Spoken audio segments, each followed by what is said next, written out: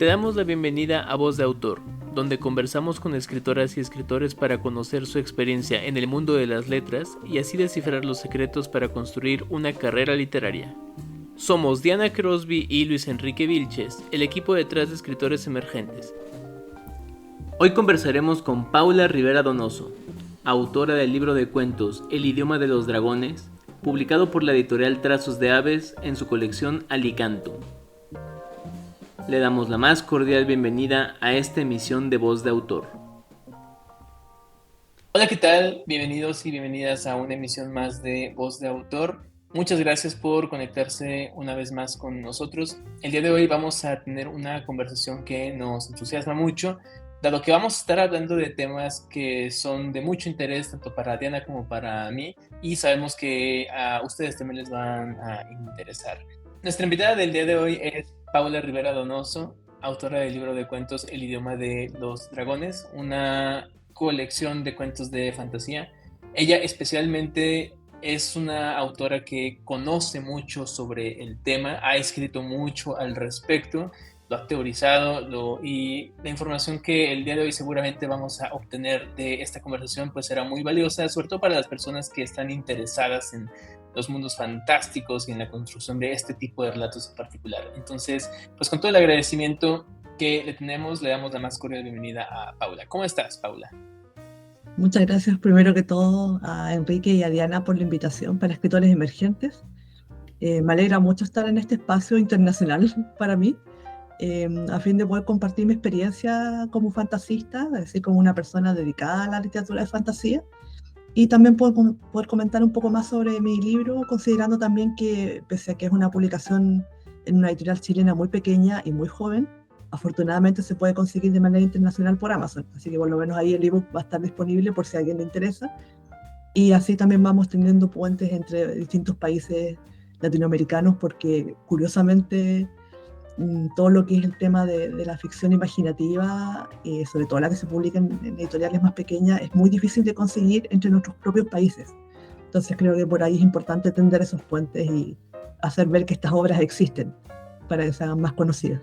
Totalmente, Paula. Y justamente queremos empezar a hablar acerca de tu libro, El idioma de los dragones. No sé si quisieras contarnos un poco de qué va y cuál fue el proceso creativo que utilizaste para escribirlo. Bueno, en principio El idioma de los dragones, que por cierto no se llamaba así originalmente, originalmente se llamaba Cuentos de Fabularia, porque precisamente el eje de cada uno de los 4 cuentos que lo componen tenían que ver con este espacio mitológico, feérico, que yo le puse Fabularia, que está muy inspirado en la Fairy de Tolkien, en esta idea del reino peligroso, del otro mundo, el reino de las hadas. Le puse Fabularia más que nada porque quería una palabra sencilla que remitiera a la fábula, al acto de fabular, de contar una historia. Y en el fondo era el reino de las historias para mí. Y bueno, Cuentos de Fabularia era un título muy descriptivo de ello, porque cada uno de los cuentos finalmente plantea cómo sus personajes, que son seres más bien marginados y maltratados por su comunidad, llegan a este espacio de Fabularia y ahí encuentran un sentido, un propósito, un destino para su vida. El punto es que, bueno, la editorial actual, cuando comenzó a revisar el manuscrito y les gustó y lo aceptaron para la publicación, tuvieron un reparo con el título porque no les parecía lo bastante llamativo para presentarlo al público. Y ahí fue el editor quien, desde un rol muy, justamente de un buen editor, me dijo, ¿sabes qué? Tengo una contrapropuesta para el título. Y ahí propuso El idioma de los dragones, que está de hecho extraído dentro de uno de los cuentos. Y creo que fue un acierto editorial, que algo que a mí no se me habría ocurrido por lo menos, porque condensa también parte del espíritu de la obra, que es justamente preguntarnos por el idioma de los dragones, cómo hablan los dragones, qué palabra es esa, como una palabra mágica. Y creo que en ese sentido encapsula bastante bien ese espíritu de la obra. Y bueno, como decía, está compuesta por 4 cuentos, diferentes entre sí, pero que tienen como eje conductor la ida o descubrimiento de Fabularia. El primero se llama La princesa valiente, que está muy inspirado en cierto tipo de cuentos de hadas, con una princesa que va a una aventura, sobre todo en la tradición del escritor victoriano George MacDonald, que me gusta mucho, y que siempre planteaba princesas o personajes femeninos muy interesantes, muy aventureros. Y este es el caso de una niña que bueno, que está un poco encorsetada en su vida principesca y sale al mundo exterior. y ahí naturalmente, de hecho es el cuento bueno que refleja la portada de la obra, y ella se encuentra con un dragón, pero la forma en la que lo enfrenta no es tal vez la más tradicional. No es quizás como Aurora, el personaje de Child of Light, el videojuego en el que se inspira la portada también, que ella lo enfrenta con una espada, sino que más bien su herramienta son las palabras. Y ahí se produce un duelo muy interesante entre esta criatura dragonil justamente que habla con el idioma de los dragones y esta niña que se enfrenta a ella desde el lenguaje. Después tenemos el cuento La historia del abuelo árbol, que es un cuento en el que traté de trabajar dos líneas narrativas entrecruzadas. Y justamente ese cruce es este personaje que es un árbol muy antiguo de Fabularia que cuenta cómo dos personas diferentes, pero parecidas en destino, se encuentran en el espacio de Fabularia. Y son los dos artistas finalmente. Entonces también me gustó ahí el cruce de dos personas que se dedican a un arte diferente, el chico a la literatura y la chica a la música, y cómo se encuentran. El tercer cuento se llama Ojizarco, que es una palabra que significa ojos azules, que de hecho tengo una anécdota porque la presentación del libro la hizo una académica colombiana que está afincada en Chile, Cielo Ospina, y ella me decía que ojizarco, de hecho lo supe en la presentación misma, es una palabra común en Colombia, pero Chile es un país que carece de tanto léxico específico que es una palabra súper rara, y de hecho yo la elegí por eso, porque dije, qué maravilla que existe una palabra específica para este tema, pero para ella era algo cotidiano, ahí la magia del lenguaje, de nuestras variantes regionales. Y bueno, ese cuento se llama así también porque marca a un niño específico, que es un niño del que se dice que aparentemente entró en contacto con Fabularia y con las hadas, y eso le marcó los ojos y en el fondo toda la mirada que él tiene del mundo. Entonces es un niño extraño que ya está apartado de sus pares. Y la historia plantea cómo otro niño queda muy prendado de la extrañeza de este chico y se empieza poco a poco a acercar a él y las consecuencias que eso le trae. Y el último cuento se llama El pastor de dragones y el escritor viajero, que es como el cuento más personal, tal vez el más metaficcional también, y es el que recibió más edición porque yo estaba muy enojada cuando escribí ese cuento en su momento, para, digamos, atenuar un poco la parte más discursiva, que es algo que de repente me pasa como autora, que tiendo a hacer mucho de novela de tesis, mucho de plantear ideas, que tiene que ver con la aventura de un escritor de fantasía que está muy decepcionado por el rumbo que ha tomado la escritura de fantasía en su mundo y en su época. Y él descubre Fabularia y ahí, en el fondo, comparte ese problema con un chico que vive allá y que es una criatura un poco feérica también, que cría dragones. Entonces le dice, mira, esto está pasando con los dragones en nuestro mundo, en las historias, están totalmente degradados. Entonces los dos se proponen una especie como de plan ahí para poder inventar eso desde la ficción. Entonces es una cosa muy, muy metaficcional. En cuanto al proceso creativo de los cuentos, la verdad es que no recuerdo mucho el origen exacto. Solo sé que lo fui escribiendo a lo largo de varios años, como el recuerdo más temprano que tengo es de La princesa valiente, que lo escribí como una historia muy infantil, en principio muy breve, en una oficina específica, porque eso también es un dato interesante, que escribí estos cuentos mayormente en oficinas, porque no había mucho espacio para escribir en casa y estaba muy cansada. Entonces los escribí ahí, entonces el contraste también político muy bonito de escribir de dragones en una oficina. Y bueno, y a partir de ahí en distintos años fui escribiendo los otros cuentos del libro y ahí me di cuenta que tenían este elemento en común, que era la llegada a este otro mundo, entonces ahí lo codifiqué como Fabularia. En principio el manuscrito lo había aceptado una editorial independiente chilena, sin contrato, mientras tanto, y fue un error eso, no haber pedido un contrato, porque después la editorial se desentendió del tema y me abandonó con el manuscrito porque me dijo algo así como que no sabía cómo vender fantasía. Entonces me lo hubiera dicho eso antes, al recibir el manuscrito, no después de 2 años que me tuvo con el texto ahí atravesado. Entonces eso me hizo sentir muy mal, naturalmente. Además que, no sé, como que qué terrible que te digan eso. En el fondo la labor del editor es encontrar el público de la obra. Y afortunadamente recaló en esta otra editorial que lo valoró muchísimo más, y los editores han sido muy comprometidos, así que ahí también un agradecimiento a Eduardo y a Daniela por su compromiso, que son los editores. Y ellos sí han tratado de vender la obra, se han comprometido con eso. Entonces eso creo que podría ser como la síntesis, como de qué se trata la obra, hacer una punta, más o menos las cosas que recuerdo de dónde se originó y esta experiencia terrible de publicación frustrada que por lo menos decantó en algo más positivo para la obra y para mí. Tocaste varios puntos que de hecho nos interesan mucho. Uno de ellos tiene que ver con este contexto en el que nos dices que escribiste, no recuerdo si todos los cuentos o la mayoría, que fue como en la oficina encontrando el tiempo libre. Eso me parece un dato muy interesante, pero para no perder el hilo respecto a lo del libro, antes de pasar a ese tema, me gustaría preguntarte y ahondar un poquito más en Fabularia, que para nosotros tiene todo el sentido del mundo que el texto originalmente se haya llamado como Cuentos de Fabularia, pues porque ciertamente es como el punto donde todo converge, o sea, pues, viene a ser el mundo de fantasía que tú pues construiste, en el que todos los cuentos suceden o se relacionan directamente con Fabularia. Que entiendo la decisión editorial, el título plantea una pregunta dramática muy interesante, esto del idioma de los dragones, pero Fabularia, cuando leíamos comentábamos que pasa a ser como quizás uno de los aspectos más interesantes de la obra. No se siente como una tierra con una geografía específica, con ciertos lugares reconocibles que hasta se puedan como trazar en un mapa, como es mucho la usanza de mucha literatura de fantasía que se escribe, ¿no? De crear un mundo y darle como espacio. Acá se siente un poco más como la fantasía de la historia interminable. Es un lugar como más indefinido, que sí tiene como sus lugares, una función muy específica en la historia, pero que viene a ser un sitio lleno de posibilidades, las posibilidades que les dé el autor, o en el caso de Fabularia, pues la autora. Entonces, nos interesa mucho saber cómo llegaste a ese concepto, cómo concebiste Fabularia para esta colección y pues en general para tu obra.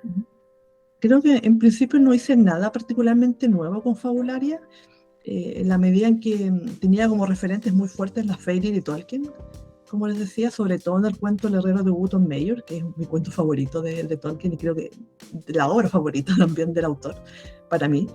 Y bueno, en ese cuento plantea justamente el viaje de un herrero a este otro mundo, al reino peligroso, y las cosas que él vive ahí. Y ese viaje para mí fue súper hermoso cuando lo descubrí y cuando vuelvo a él. De hecho, también es una lectura que Diana conoce por el curso de Casa Contada, el curso de fantasía que imparto de maneras esporádicas.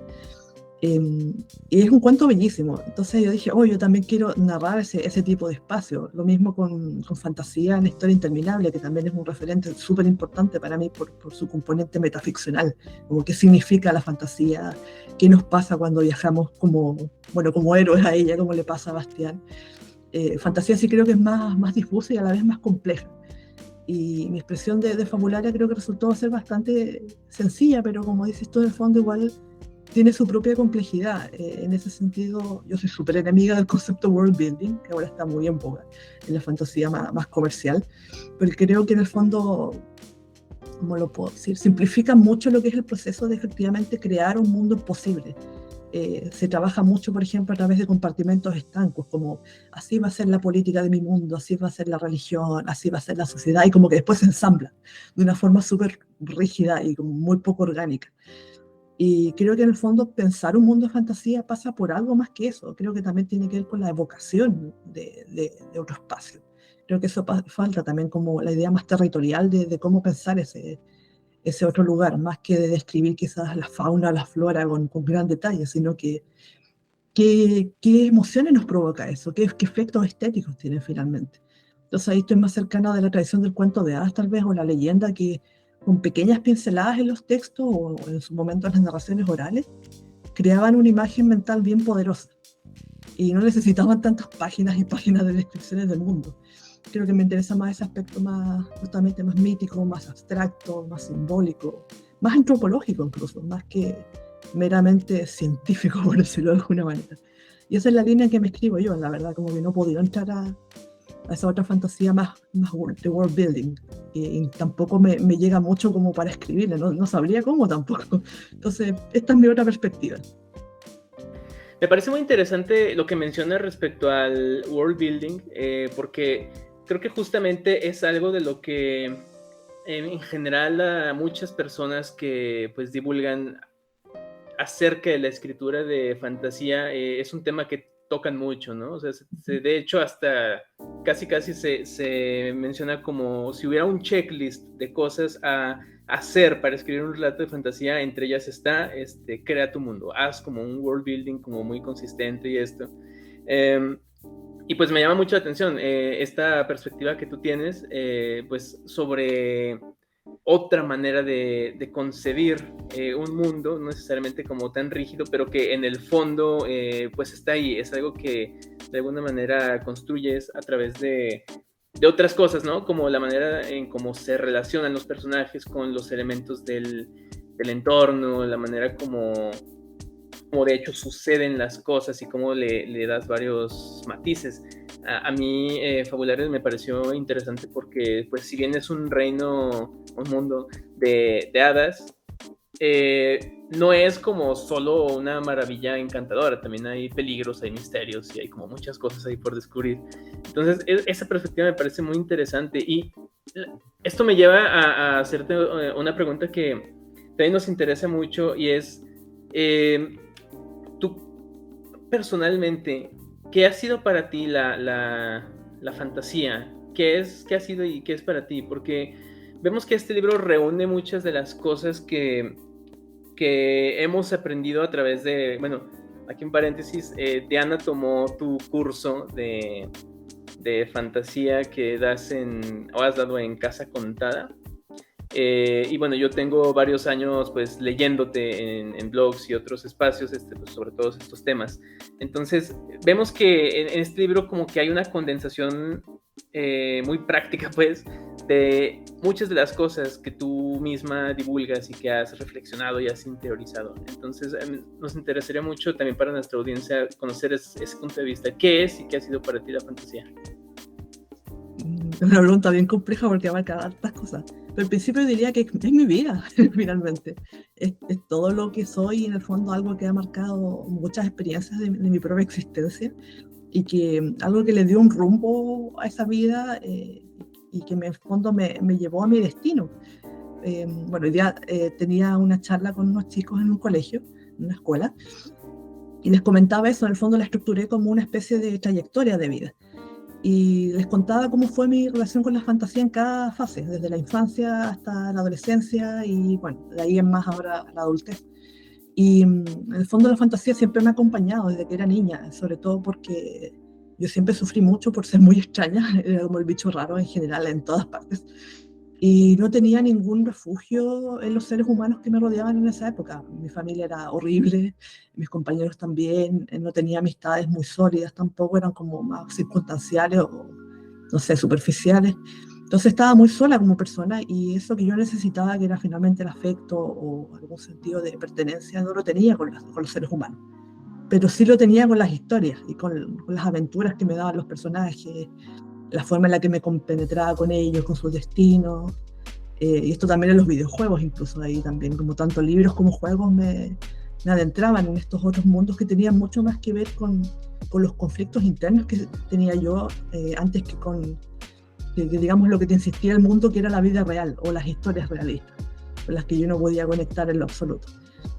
Y además estas historias, al ser de fantasía, me proveían de ciertas estructuras y de esperanzas también. Como que la realidad era muy horrible, muy opresiva, y parecía no tener ningún tipo de salida, por lo menos optimista, pero la fantasía me daba una esperanza. Incluso la historia más básica de fantasía de esas épocas me decía, mira, vas a salir al mundo y va a ser peligroso, pero vas a encontrar compañeros, vas a encontrar un aliado mágico, vas a descubrir algo en tu interior.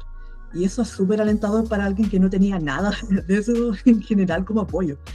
Entonces fue súper valiosa todas esas lecciones de vida que obtuve de manera vicaria a través de la fantasía y bueno, en un periodo de la adolescencia que es una etapa muy, muy intensa, muy horrible en realidad si eres una persona extraña y no tienes apoyo.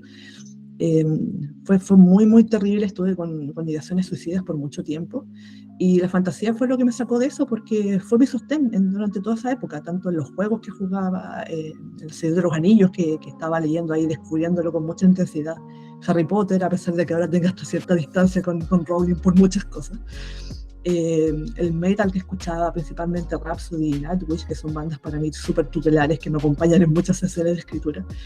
Y ahí todo confluía en la imaginación, entonces yo me aferré mucho a eso. Y eso fue lo que me ayudó también a mantener esa esperanza, y a pesar de que no veía ningún tipo de luz en el camino, la fantasía me decía, vas a acampar en algún momento, se van a abrir las nubes del cielo. Y así fue. Pero tuve que resistir en ese momento. Entonces, ahí siempre explico que mi relación con la fantasía, incluso más que un tema intelectual, a pesar de que no lo parezca porque tiendo a ser muy intelectual en algunas cosas por mi relación con ella, es súper de corazón, es como algo muy experiencial, muy íntimo, muy de todas esas vivencias que tuve. Entonces se volvió como una especie de devoción también a la fantasía. Es como yo quiero entregarle con mis historias, con mi propia fantasía, lo mismo que otros autores o creadores en general me entregaron a mí con la suya. Entonces era una cosa así también muy de retribución. En ese tiempo no lo tenía tan claro, por supuesto, porque, bueno, era muy joven todavía. Yo empecé a escribir a los 14 años, como que a los 14 años dije, yo voy a ser escritora de fantasía. Y en eso he estado desde entonces, ahora tengo 35. Pero ahora puedo articularlo mejor, puedo decir como, bueno, en ese entonces eso fue lo que me pasó en la mente, porque en ese entonces yo solamente conectaba mucho con las obras y decía, yo quiero hacer esto, pero no tenía claro ahora, como lo tengo ahora, que también quiero entregar eso a otras personas, porque no quiero que nadie sufra lo que tuve que sufrir yo en esa soledad. Entonces quiero ayudar a esa gente que está tan perdida como yo, y que a lo mejor ahora que, bueno, que está internet y que nos ayuda a conectarnos mejor, pueda llegar de manera más sencilla a mis historias. Entonces, creo que eso resume mi experiencia como muy personal en mi relación con la fantasía, que es algo totalmente como de las tripas, una cosa muy, muy intensa que naturalmente no tiene espacio en la academia y a lo mejor ni siquiera en el fandom a estas alturas, que es algo también muy pasional, pero tal vez no tan así, con desesperación, que es como lo que me pasa a mí con este tema. En primer lugar, pues gracias por compartirnos eso.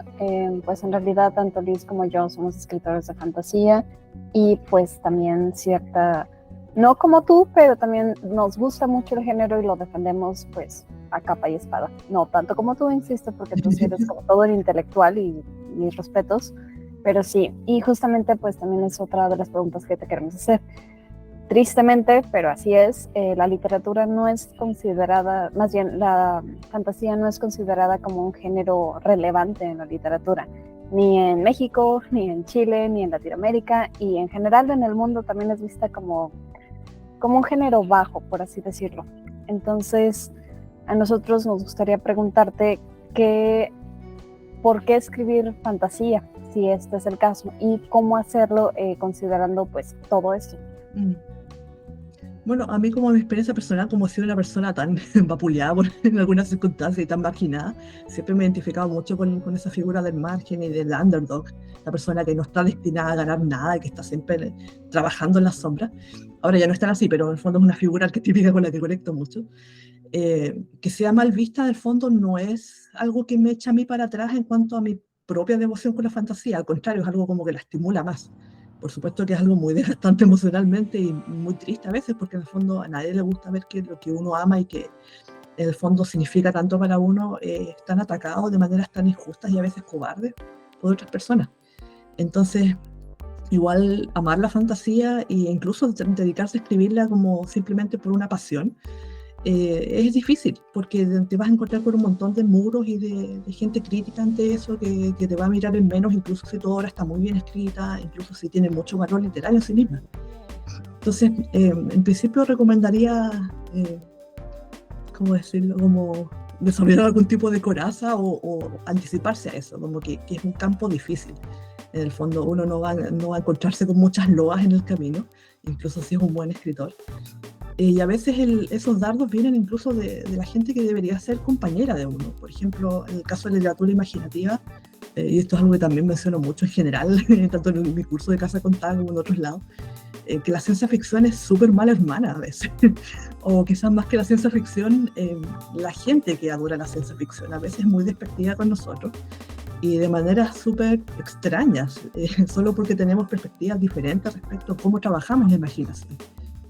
Y eso no debería ser. En el fondo, todas las estéticas imaginativas, creo yo, deberíamos estar más unidas, porque en el fondo nuestro enemigo o adversario real es el realismo o ciertas categorías un poco más elitistas. Pero la imaginación debería unirse en todos los frentes. A mí me pasa que, bueno, que no me gusta particularmente la ciencia ficción como estética, en general como que la fantasía es lo que más me importa. Con el tiempo he podido ir apreciando algunas obras, pero entiendo que debería estar esa necesidad como de escuadrón, de escuadrón imaginativo. Y por otro lado también incluso pasa que con la misma gente que también disfruta la fantasía, pero que la disfruta de una manera diferente, también perspectivas mucho más intensas y medio demenciales como la mía hasta cierto punto, tampoco caen muy bien, porque es como, oh, ¿por qué estás metiendo esta teoría? ¿Por qué si eso es de la academia? Tú eres snob. Me han atacado mucho por eso. Y es como, bueno, esa es mi forma particular de verla, y en el fondo si de repente me descalibro un poco, porque esto me importa mucho. Y deseo que tenga la rigurosidad que tiene otras literaturas, justamente cuando la gente las cultiva. Me gustaría que los escritores de fantasía fueran más comprometidos con sus cosas. Por ejemplo, si van a hablar de algunos elementos de ella, no sé, no citen Wikipedia. Como que han habido mucha gente que ha amado la fantasía y que han hecho contribuciones más sólidas y más interesantes que lo que puede aparecer en Wikipedia, por ejemplo, o en el blog de escritor genérico de turno. Entonces, es eso, tener la responsabilidad también de honrar a los teóricos, de honrar a nuestros autores también antiguos, porque claro, la fantasía no nació con Tolkien necesariamente, ni con Harry Potter, ni con Sanderson. Hay toda una tradición, una constelación. Entonces, yo creo que igual la persona que ama la fantasía a su modo, debería de todas maneras estar consciente de que eso existe y por lo mismo tratar de comprometerse con eso. Creo que pasa también por ahí la cosa. Entonces el panorama es muy difícil porque te puedes recibir dardos tanto, como decía, no sé, de gente que debería ser tu aliada, como del mundo exterior. Entonces es algo complejo, y ahí en el fondo va también el vínculo que uno tenga con la fantasía para también determinar si vale la pena seguir adelante. Yo naturalmente he decidido que sí, pero he pasado también por periodos muy, muy oscuros, no en el sentido de dejar la fantasía, pero sí, por ejemplo, me planteé por mucho tiempo si debería seguir intentando buscar la publicación, porque parecía todo muy, muy cerrado, muy difícil, y sobre todo la fantasía en Chile, y me imagino que también en Latinoamérica, hasta cierto punto, tal vez en España, sobreviven mucho las editoriales de copago. O sea, tú tienes que pagarles varios millones de pesos, o quizás de euros también en el caso de España, para que tu obra siquiera sea considerada para publicarse, y eso yo creo que es injusto. No es un aspecto democrático, y también va en detrimento, creo, del ecosistema de la fantasía en editoriales nacionales. Entonces, es también muy complicado poder vencer ese sistema, pero ahí yo creo que nuestro vínculo con la fantasía tiene que sentar esas bases y hacernos decidir si vale la pena seguir adelante, cómo vamos a enfocar en el fondo, no en nuestra estrategia de combate, por decirlo así, pero sí en nuestra ruta a seguir, como hacia dónde vamos a orientarnos, con qué tipo de personas vamos a tratar más estos temas, qué personas van a ser más hostiles y mejor alejarse de ellas, y todo ese tipo de cosas en el fondo. Has hecho tú una labor que al menos a mí me parece interesante y valiosa, que es justamente la divulgación de todos estos temas. De hecho, comentábamos un poquito antes de entrar a la entrevista, ¿no? Yo empecé a conocer más todo lo que tiene que ver con fantasía, cómo se diferencia de pues, sus primos hermanos entre lo fantástico, ciencia ficción y pues bueno, o sea, cómo la fantasía es una estética por sí misma que tiene, como mencionas tú, toda una tradición y que vale la pena, ¿no? Como ahondar en eso, pero pues francamente creo que no es información que a veces está como tan a la mano, sino que, o bueno, al menos cuando yo empecé a leer sobre eso no lo estaba. Y justamente eso era algo que ahorita escuchándote hablar quería preguntarte, porque ¿no considerarías tú que las cosas pudieran cambiar un poco más recientemente?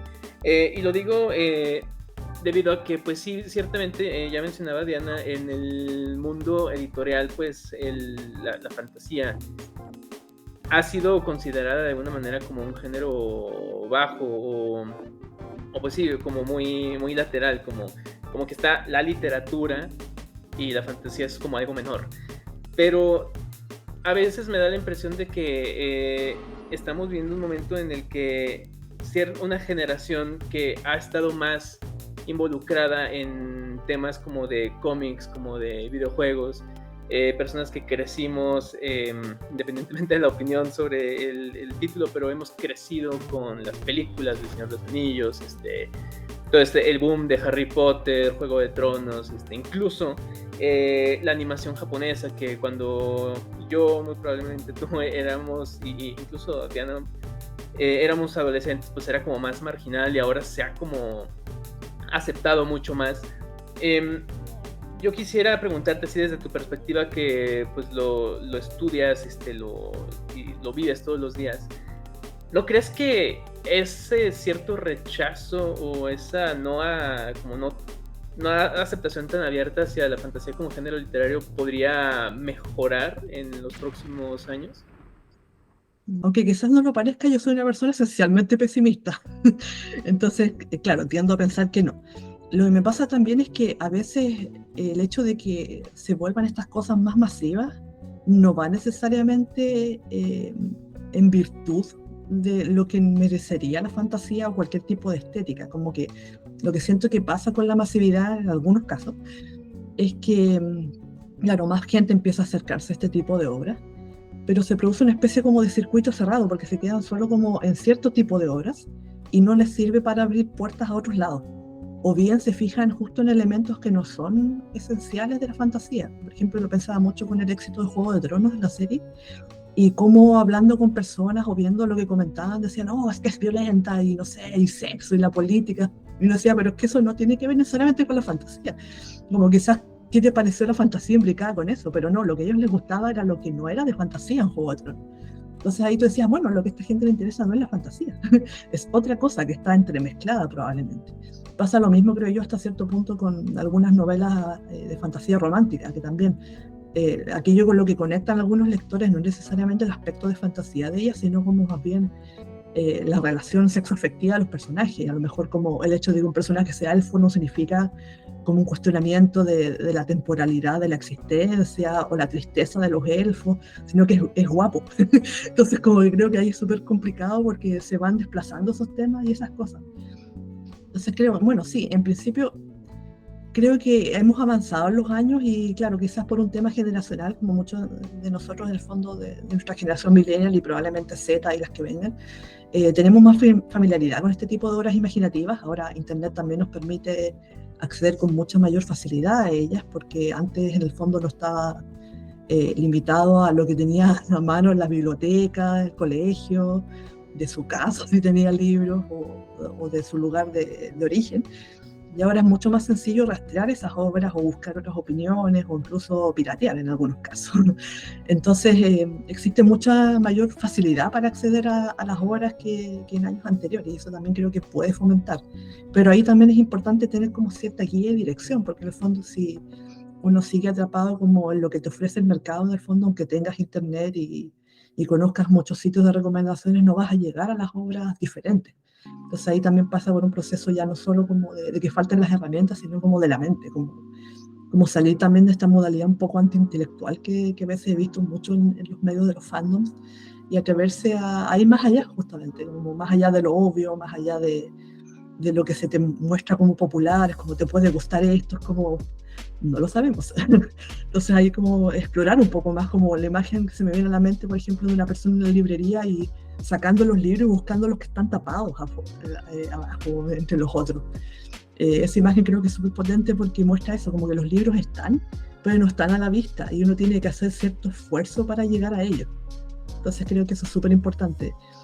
Entonces, claro, me mantengo quizás en mi perspectiva, tal vez más que pesimista, como un poco escéptica, como para no cantar victoria tan pronto, pero sí esperando que algunas personas por lo menos conecten con ciertas obras, aunque sean obras, por ejemplo, que a mí no me interesen mucho, que no las encuentre muy valiosas, pero que eso no las detenga y que puedan seguir explorando sus propios caminos. Como que, no sé, si entraron por Harry Potter, que no se quieren circunscritos a Harry Potter. De hecho hay un meme muy gracioso que, bueno, tiene resonancias políticas por otros lados, pero es como read another book, que en el fondo igual es interesante, porque la idea es esa, como que no te quedes solamente con esa obra. Lo mismo podría ser incluso de la gente que solo lea Tolkien, es como exploren más allá y también ahí por último vuelvan y vean qué otra mirada pueden tener de las obras. Pero eso es lo importante, como seguir explorando y salir también de las imposiciones del mercado, que son súper violentas a veces y muy, muy opresivas y restrictivas. Ahí como explorar quiénes están en las sombras, qué nos pueden decir esas personas, esas otras historias. Y creo que por ahí puede ir la esperanza en el fondo de que esto se desenvuelva en un mejor panorama futuro. Quizás no para nosotros, pero también para la gente que venga después, los nuevos escritores, los jovencitos ahora que están entre el colegio y sus obligaciones como adolescentes, avanzando con sus primeras historias. Decirte que de entrada en escritores emergentes, pues bueno, nos gustan los géneros de la imaginación. Y además hemos visto que es un interés que tienen muchas de las personas que nos siguen. Entonces también, lo promovemos desde el interés personal, pero también nos alegra ver que hay como ese interés y entusiasmo por aproximarse a todo esto. Entonces, justamente también por eso nos parece muy valioso esta conversación contigo. Y creo que también hay esperanza en libros como El idioma de los dragones, que es del que estamos hablando, tu libro. En tanto que, como bien mencionas, hay como que siempre hay una agenda, ¿no? Siempre hay una agenda en cuanto a temas de política, en cuanto a temas de los que tú quieras, y me parece que, al menos esto sí es muy como apreciación muy personal, el libro no intenta entrar como en esa agenda, sino que es como propio, es como la imaginación de Paula y el mensaje que tiene que dar es algo que hasta cierto punto incluso se siente como muy íntimo, y créeme que se agradece porque es una visión pues muy refrescante, que actualmente creo que es cada vez más difícil encontrar algo que esté como pues no decididamente tratando de calzar como en ciertas agendas, en ciertos estilos. Pero bueno, quería hacerte ese comentario hablando de esperanza, aunque creo que y Diana no me dejará mentir, yo soy algo optimista a veces, quizás me paso de pronto, pero bueno, yo atisbo esa esperanza, veamos qué sucede. Pero bueno, hablando de cuestiones generacionales, nos interesa también preguntarte acerca de la influencia de los videojuegos en tu obra, que es algo que pues ya mencionaste y que en este libro se nota hasta en la portada del libro, que además está inspirado en un videojuego pues muy de nicho, Child of Light. Entonces, esta narrativa de los videojuegos, estas historias, pues tienen una estética como muy particular. ¿Cómo ha atravesado tu obra? O sea, ¿cómo has hecho o qué has tomado tú de ese medio para trasladarlo a tus historias? Y sobre todo, ¿qué recomendación das al respecto a escritoras y escritores que pues también nos gustan de los videojuegos y que de alguna manera pensamos que hay algo ahí que puede conectarse? Bueno, también me recuerda eso a la charla que di hoy día con los chicos, porque me interesaba mucho también comentar, sobre todo para los profesores adultos que estaban presentes, que contrario a lo que se suele creer que los videojuegos apartan de la lectura, no tiene por qué ser así. O sea, en principio yo creo que los videojuegos son lectura, otro tipo de medio, y que en mi caso por lo menos complementaron mucho mi experiencia adolescente, cuando los libros un poco más imaginativos del plan lector escolar desaparecieron cuando yo crecí. Como que la imaginación solo era para los niños. Ese era el mensaje de fondo finalmente. Y bueno, yo en ese entonces, bueno, no había o yo no tenía internet, yo tuve internet muy tarde en mi domicilio. No tenía muy cercano el concepto de biblioteca, entonces yo dependía finalmente de lo que me compraran para el plan lector escolar. Y ahí desapareció la imaginación, fueron puras obras realistas, que no me gustaban nada, que no conectaban conmigo, hasta que encontré, por supuesto, El Señor de los Anillos y Harry Potter, pero en ese lapso también mi sustento imaginativo fueron los videojuegos. Como que ahí pude continuar esa línea que se había interrumpido con los cuentos de hadas también de mi infancia temprana. Entonces ahí, bueno, todo partió a partir de Super Mario RPG, que es un videojuego que amo profundamente y que en el fondo en mi mente ahora es el cierre de mi infancia. Que también curiosamente coincide un poco con el cierre de la Super Nintendo como consola, porque en el 96 también salió el Nintendo 64, que fue una consola que yo no tuve. Y lo que hizo Super Mario RPG fue que, aparte de ser un juego de Mario, que yo siempre amo mucho Mario, fue un juego que me presentó el género RPG y yo quedé loca con eso. Dije, ¿qué es esto? Esto es como un libro en un juego, en ese entonces. Y eso influyó tanto en mí que de hecho me hizo traicionar a Nintendo en ese tiempo y comprarme una PlayStation, porque me había enterado de que ese tipo de juegos específicos estaban mucho más prolíficos en la PlayStation antes que en Nintendo 64. Entonces dije, bueno, si voy a, en fondo, a sacrificar tanto para tener una consola, que sea una consola que tenga estas otras historias. Y claro, eso fue una decisión súper importante para mí en mi adolescencia, en esa línea de cosas, porque me adentró a Final Fantasy, por ejemplo, una de las sagas más definitorias también de fantasía en mi vida, a pesar de que Final Fantasy es una saga súper híbrida, tiene muchos elementos que no son de fantasía, pero hay algo en la mixtura de esos juegos japoneses que no me molesta y siento que es súper orgánica y que es más honesta, de hecho, que algunas obras literarias que en el fondo se plantean de esa misma línea. Algo funciona mejor, tal vez tenga que ver con la mirada narrativa que tienen los japoneses y cómo mezclan los imaginarios, cómo agarran la historia de Occidente y la retuercen y hay que enfrentarse a Dios y son cosas muy raras. Entonces, esas cosas para mí eran fascinantes. Entonces, claro, por ahí yo empecé también a nutrirme. De hecho, en principio mi obra principal de adolescencia, que es la que todavía continúo, tenía muchos de esos elementos. De hecho, es muy chistoso porque generalmente está esta idea como un poco cliché que las primeras obras de fantasía de los adolescentes son súper como el granjero que se transforma en caballero y va al mundo. La mía no tiene nada que ver con eso, y eso que era súper joven y que apenas sabía escribir, sino que fue algo mucho más relacionado con los modelos más diversos de los JRPG. Y hay muchos elementos que, claro, ahora yo veo en esos títulos, sobre todo de Squaresoft en esa época, a los inicios de los 2000, que me inspiraron muchísimo. Entonces fueron ahí más bien un insumo para crear. El punto sí es que yo creo que, claro, muchos escritores millennials tenemos eso como punto en común, junto también con el anime, que fue súper importante en Latinoamérica en los años 80, 90 y de ahí en más. Pero sí algo que siempre comento es que me preocupa muchas veces que los escritores solo se queden en los insumos audiovisuales o los videojuegos, incluso a pesar de que los amo. Porque si escogiste la literatura tienes que saber escribir y tienes que leer también, porque la forma de contar la historia no va a ser la misma. En el fondo, si vas a escribir literatura, tienes que saber cómo contar una historia desde ciertos marcos estructurales como novela o como cuento. No la puedes contar exactamente como un videojuego porque el videojuego tiene otros recursos que son imposibles de trasladar tal cual. Y eso pasa con todos los medios en realidad, como sobre todo los audiovisuales, el cine, también el cómic. Entonces hay que aprovechar los recursos que disponen esos medios. Y eso no se traspasa del todo a la literatura. Entonces en ese sentido también un problema muy curioso que he visto en algunas obras de fantasía es de muchos autores que tienen un gran potencial imaginador, que se nota mucho esa influencia también súper rica de los JRPG, pero que fallan como novelas porque no se traspasa también la experiencia. Hay como que les falta más mano literaria para tomar ciertas decisiones estructurales, para trabajar mejor la psicología de los personajes, para justamente no convertir el mundo de fantasía en un world building, sino que darle un poco más de espesor. Entonces, en ese sentido, creo que es súper importante que esos insumos estén, pero también atemperarlos un poco con la palabra misma.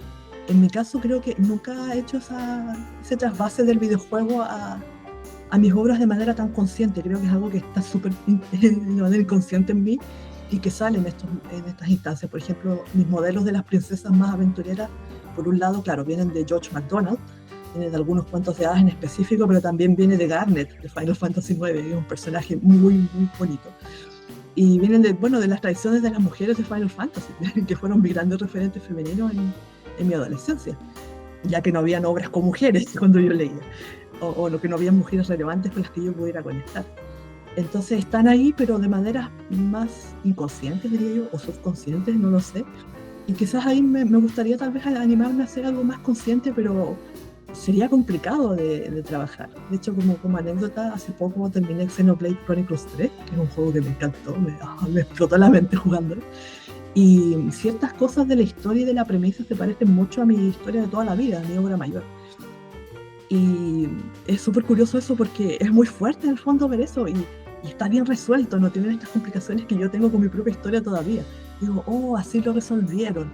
Ah, tendría que haber hecho esto. Y es súper interesante eso, pero ahora estoy en el proceso de pensar, bueno, ¿cómo me robo esas cosas de Xenoblade y las transformo en mi literatura? Pero más que nada tiene que ver con eso, porque también tengo que pensar cómo las voy a transformar en literatura, en escritura, porque Xenoblade, como es un videojuego, en el fondo tiene sus propios recursos y también recursos con la música, con la interacción misma de los personajes como personajes de videojuego. Entonces es otro mundo y ahí quiero ver cómo me robo esas cosas de ese mundo y las transformo. Pues no dudamos que vas a hacerlo de forma exitosa, pero sí, luego es un poquito extraño ver pues una idea que uno ya tenía pues plasmada en otro medio y dices, interesante esto.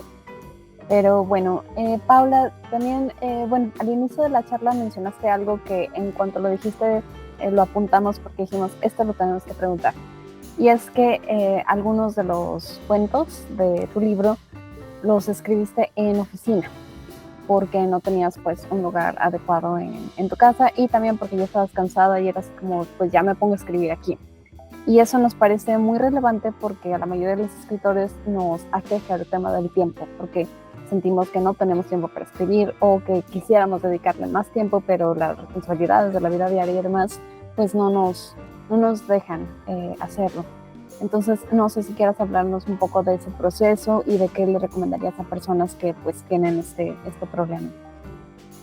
Es complicado hacerse espacio y tiempo en la vida adulta, sobre todo en este mundo tan capitalista que en el fondo nos fuerza a hacernos pedazos en trabajo y que en el fondo se roban nuestras horas más lúcidas también y nuestros periodos más lúcidos también de la vida. Bueno, el trabajo yo creo que es insalvable para las personas de clase media, que dependemos del trabajo porque si no, no podemos sobrevivir. Entonces es complejo eso, sobre todo la gente que tiene niños o familias y que en el fondo es sostén de ellos. Entonces es súper complejo, pero también creo que hay algunas instancias en las que uno puede robarle un poco el tiempo. Bueno, en este caso yo aproveché ahí el tema de la oficina en periodos muertos, sí, yo era una trabajadora igual relativamente competente. Y también lo hacía un poco como rebeldía, porque en el fondo mi experiencia en oficina ha sido súper precaria, sin contrato indefinido. Entonces decía, bueno, si esta gente no me va a retribuir con cierta seguridad, ¿por qué tengo que retribuirles también toda la fidelidad de mi espacio de trabajo? Entonces ahí eran como subversiones un poquito más, más ideológicas. Entonces aprovechaba de hacer eso. Y también pensaba mucho en el concepto de Virginia Woolf del cuarto propio, porque salvo ahora, digamos, unos pocos meses que nos cambiamos de casa con mi esposo, yo nunca he tenido un cuarto propio para escribir. Cuando yo era adolescente escribía en el living de mi piso o departamento, que estaba expuesto en el fondo a toda la familia que pasara por ahí. Y yo escribía en ese rinconcito, un rinconcito de hecho lleno de arañas. Mi casa estaba llena de arañas. Era una cosa así muy simbólica y muy arquetípica. Y yo escribía en ese lugar con el computador que de repente, no sé, se le echó a perder, me acuerdo, el ventilador y sonaba de una manera atroz, y después empezaba a calentar. Entonces todo muy precario.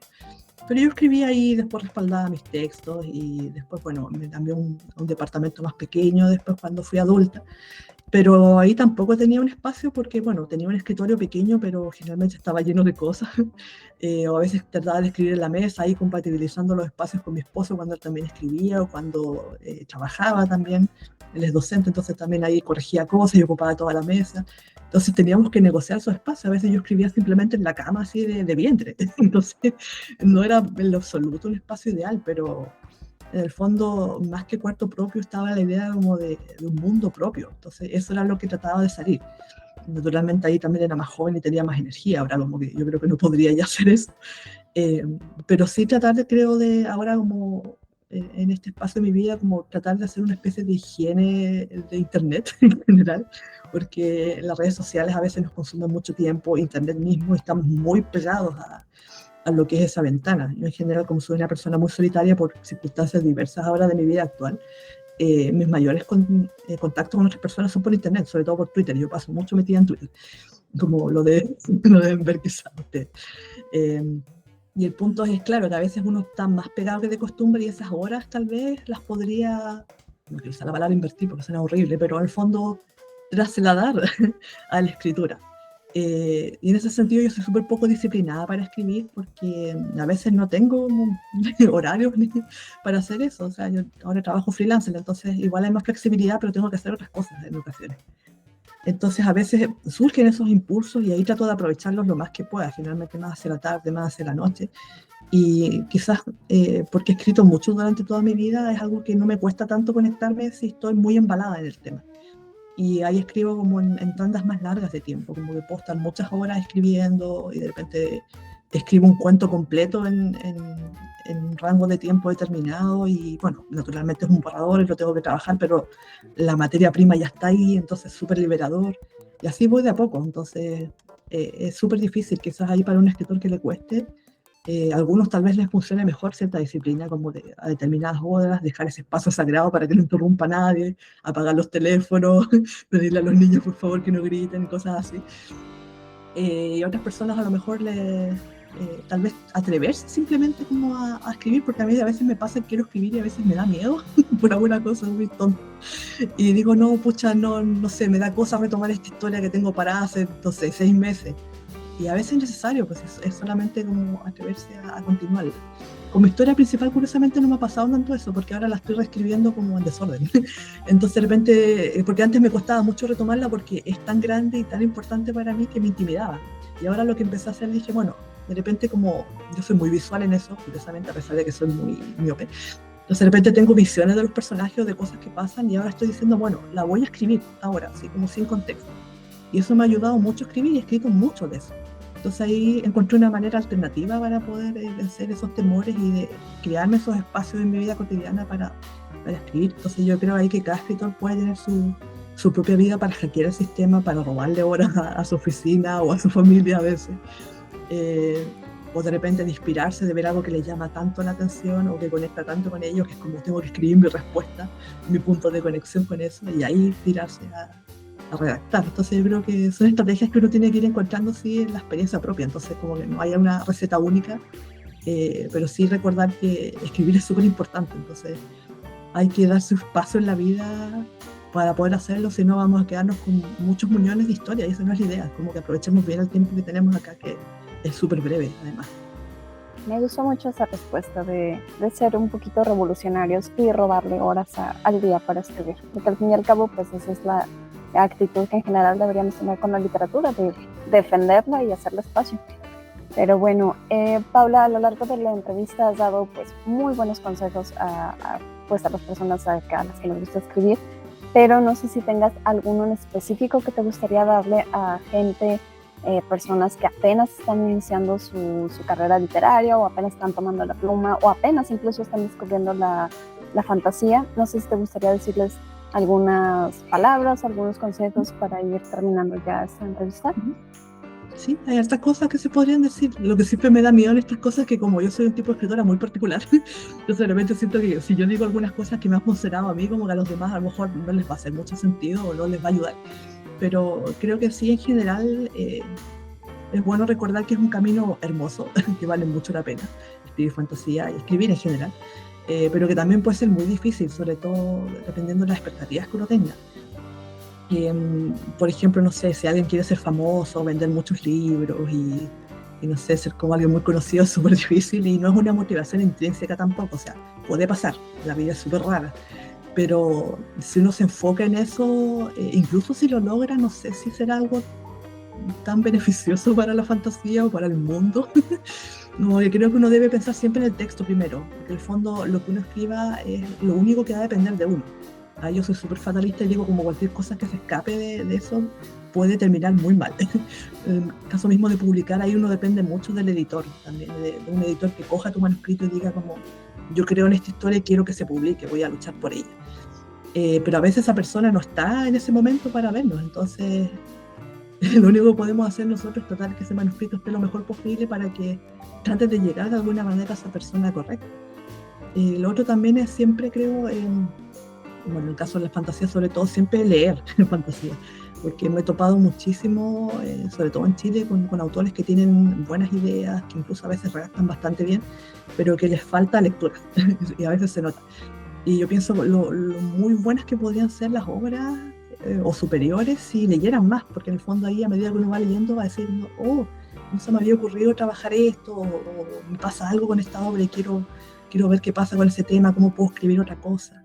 Entonces estarse siempre nutriendo, y también es algo que le decía a los chicos en la escuela, que también es súper importante ir más allá del mercado, que es algo que también insisto, porque el mercado te va a presentar sus novedades, pero también hay muchas otras obras que se quedan atrás o que ya no están editándose y que son súper importantes.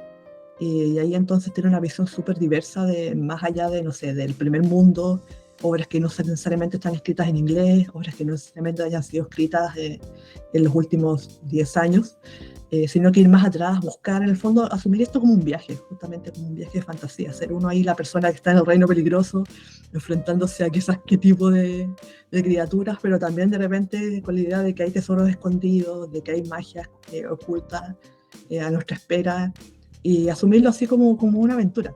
Creo que eso también ayuda bastante también a compensar los momentos más terrible, salvo que uno esté con una enfermedad mental más complicada, como la depresión, que también es algo que me ha pasado y que ha sido muy difícil de remontar también, incluso con la fantasía.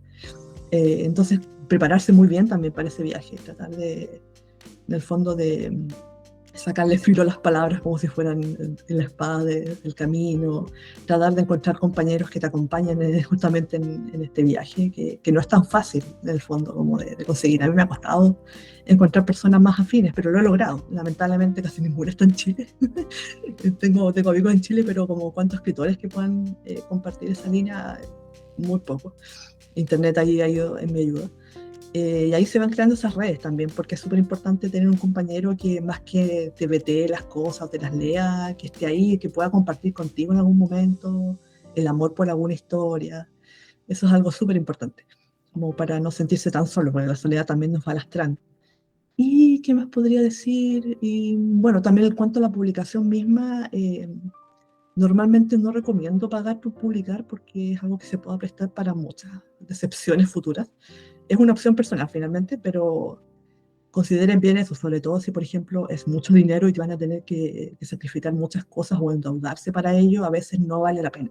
Quizás vale más la pena que ustedes mismos asuman el costo de publicación y hagan una autoedición quizás humilde, pero que no los vaya a dejar atados con a lo mejor personas que no van a serlo bastante comprometidas con sus obras.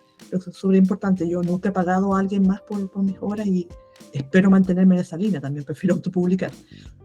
Porque también las obras quedan secuestradas, son experiencias muy negativas, entonces también tengan mucho ojo, investiguen las editoriales, lean las obras que publiquen, también noten si tienen algunos errores por ahí de edición o las historias no están tan bien cocinadas, dónde se mueven.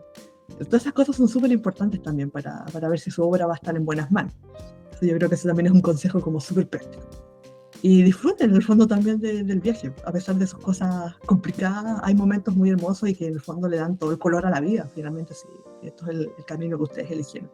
Creo que eso podrían ser como consejos generales que creo que podrían conectar con cualquier persona, al margen de que sean personas muy distintas en su apreciación de la fantasía a mí.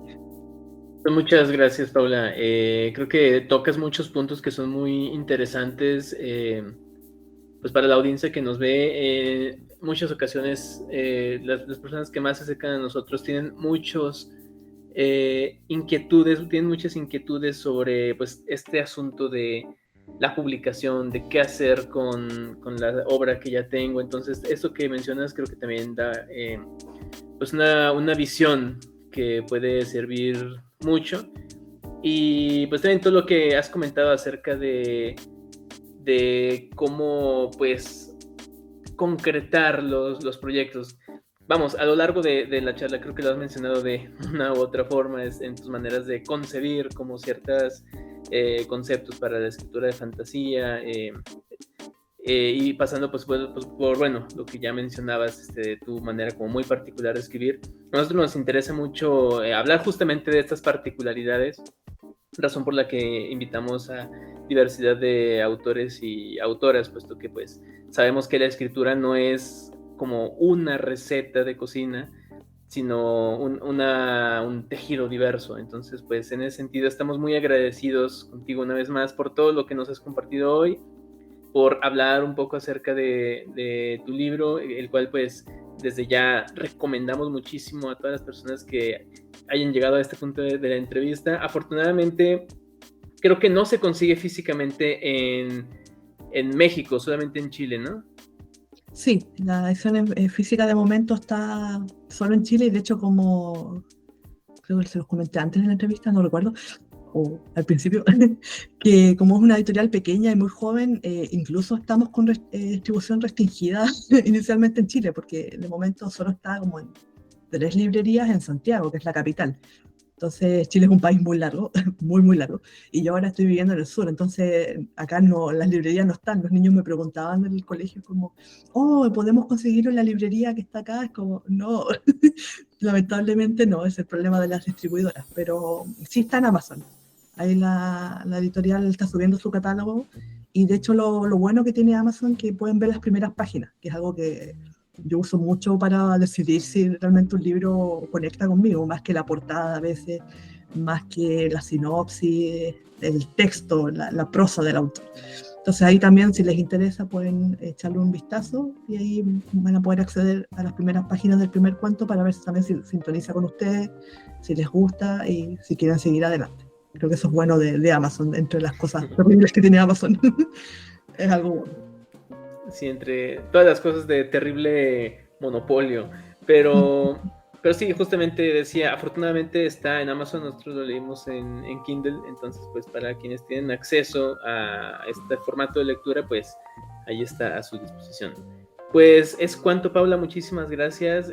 Sabemos que es algo tarde por ahí en Chile, entonces pues con esto nos despedimos, no sin antes decirte que Escritores Emergentes, como proyecto de escritura creativa y editorial, pues siempre tendrá sus puertas abiertas para ti.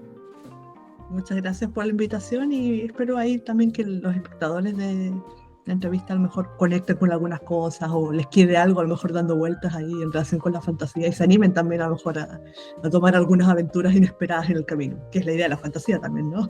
Salir un poco de la comarca, por decirlo así, a ese mundo exterior tan extraño, hacia las montañas, con enanos o sin ellos. Muchas gracias, entonces.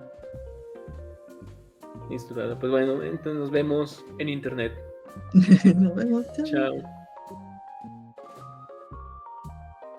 Pues eso ha sido todo por ahora. Les agradecemos muchísimo por haberse conectado con nosotros y haber llegado hasta este punto de la entrevista. Si les ha parecido bien, si les ha gustado, si les ha interesado, pues los invitamos a leer el libro de Paula y también los invitamos a compartir esta entrevista, este video, si lo están viendo, escuchando en Spotify, también compartir el podcast con más personas a las que les pueda interesar estos temas de escritura literaria, escritura creativa y literatura en general. Nos ayudarían mucho y ayudarán mucho a que sigamos creciendo como comunidad de escritores emergentes. Y pues nada, eso es todo por ahora. Nos vemos en una próxima emisión.